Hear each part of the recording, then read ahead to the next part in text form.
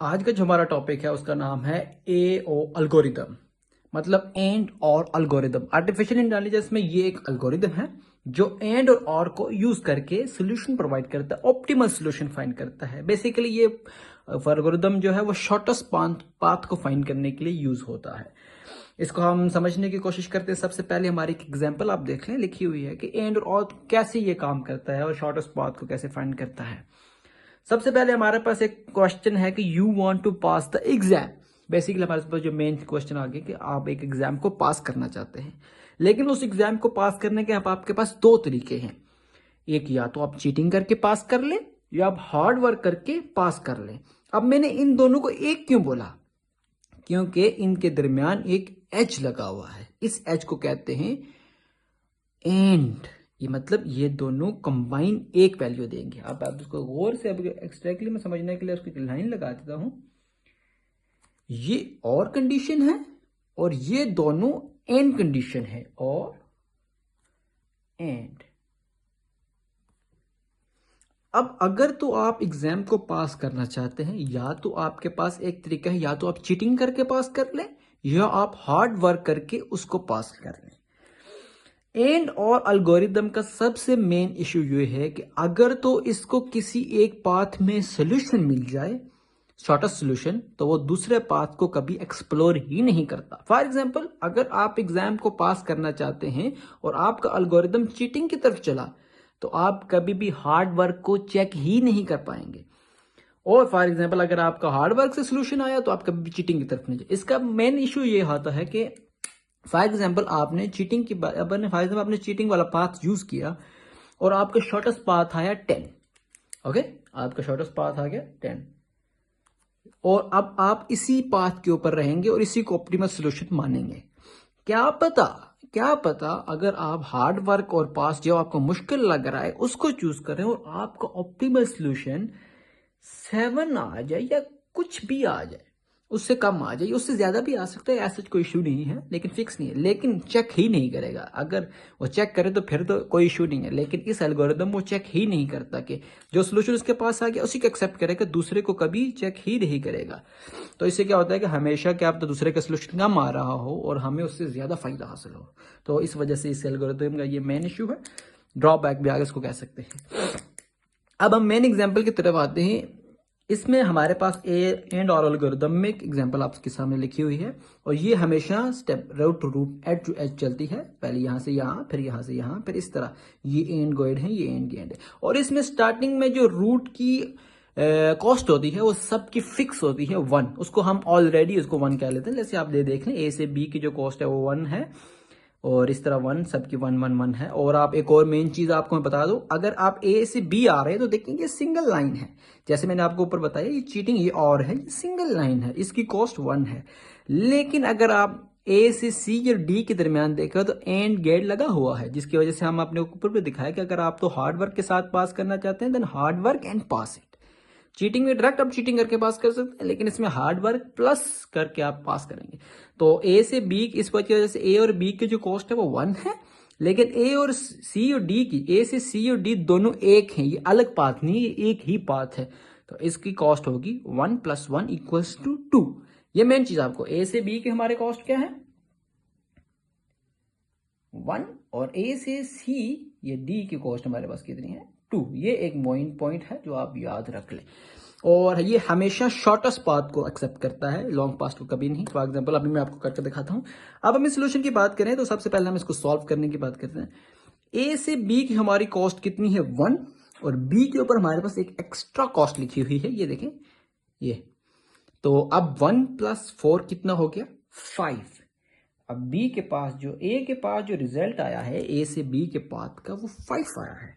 अब इसी तरह हम दूसरे पाथ की बात करें, ये step by step edge by edge चलेगा, पहले ये वाली रो फिर इस तरह चलता रहेगा। तो अब ए से सी और डी की पाथ की बात करें, ए की पाथ है एंड गेट की वजह से, तो ये हो गया 2 + 3 = 5, 5 + 6 1 + 1 = 7। ये आपको मैं करके भी दिखा देता हूं कि आप इस बात को कंफ्यूज ना हो। 2 + 3 + 1 + 1 = 7। ये 2 ये 2, सी का, डी का 3, और इन दोनों का जो कॉस्ट है इन रूट की, क्योंकि एंड गेट लगा है, दोनों अलग नहीं है, एक ही पाथ काउंट होगा और दोनों एट टाइम काउंट हो गए तो इक्वल होगी 7। अब इसकी पाथ आ गया 7, इसका आ गया 5। जैसे कि मैंने पहले बताया हमेशा शॉर्टेस्ट पाथ को उठाएगा, तो इसकी 5 आ गई, तो ये हमेशा ये पहले इस रूट के ऊपर चलेगा। इस रूट के ऊपर जब चलेगा तो यहां से जब ये ए चेक हो चुका है, इसकी 5 आ चुकी है, तो अब ये नीचे आएगा। नीचे आएगा तो ये देखें यहाँ पर फिर एंड गेट नहीं और है, सिंपल एरो है। 6 + 1 = 7, 8 + 1 = 9। और ऐसा मैंने कहा था कि ये शॉर्टेस्ट पाथ को उठाएगा, तो ये कितनी होगी, इन नोदों में से शॉर्ट कौन सा है, इनमें से शॉर्ट कौन सा है, ये स्मॉल कौन सा है, 7। तो ये अब इसकी होगी 4 की जगह होगी 7, और 7 अब ए से ई तक का हम पाथ, क्योंकि अब देखें 9 वाले पाथ को इसने छोड़ दिया है, अब ये हमेशा सिर्फ चलेगा ए से ई तक, क्योंकि इसका 7 आया है, इसका 9 आया है, तो अब इन दोनों में से उसने 7 उठाया है। तो अब हम देखते हैं ए से ई तक की कॉस्ट कितनी है। अब ए से ई और बी के दरमियान कितनी है, 7, और 7 + 1 कितनी होगी, 8। तो अब ए की न्यू वैल्यू क्या हमारे पास आ गई है, 8। यह आपको याद रखनी पड़ेगी। देखिए इस तरह 8, पहले ए से बी कितनी हमारे पास आई, 4 + 1 5। फिर हमने आगे ई तक देखा, ई के अंदर हमारे पास 6 और एक 7, इसकी 7 आ गई। और ई एफ की देखें, बी से एफ, डी 8 और एक 9। 7 और 9 में से छोटा कौन सा था, 7, हमने 7 कर दी, उठा ली। अब ए और ई का फासला देखें, ई और किधर क्या आई है, 7, 7 और जमा और 1 कितनी होगी, 8। तो 8 हमने, और आज इसको देखें तो 9 और 1 10, ये तो हम कभी उठाएंगे नहीं, इसको हमने पहले स्किप कर दिया था, इसलिए 8 आ गई अब इसकी नई वैल्यू। अब देखिए वो दोबारा कंपैरिजन करेगा, 8 और 7 में से छोटी वैल्यू कौन सी है, तो हमें सामने नजर आ रहा है 8 और 7 में छोटी कौन सी है, 7। तो अब वो दोबारा, अगर तो ये 8 7 से कम आ जाता तो फिर ये कभी भी ये रूट चेक ना होता, क्योंकि वो ऑलरेडी इसके पास शॉर्ट पाथ है। तो इस वजह से हम देखते हैं 8 और 7 में से छोटा पाथ कौन से, 7।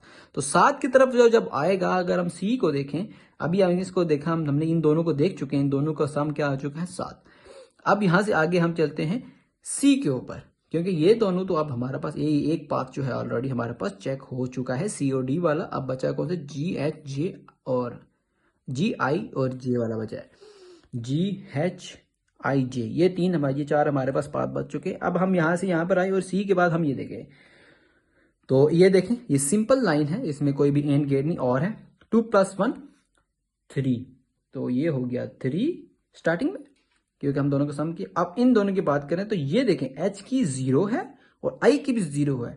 अब 0 और 0 का मतलब है कि ये एज नोड है, यहां पर ट्री का आपको सोल्यूशन एग्जैक्ट मिलेगा। तो ये क्या होगा हमारे पास, सॉल्व्ड, ये हमारे पास सॉल्व्ड हो गए।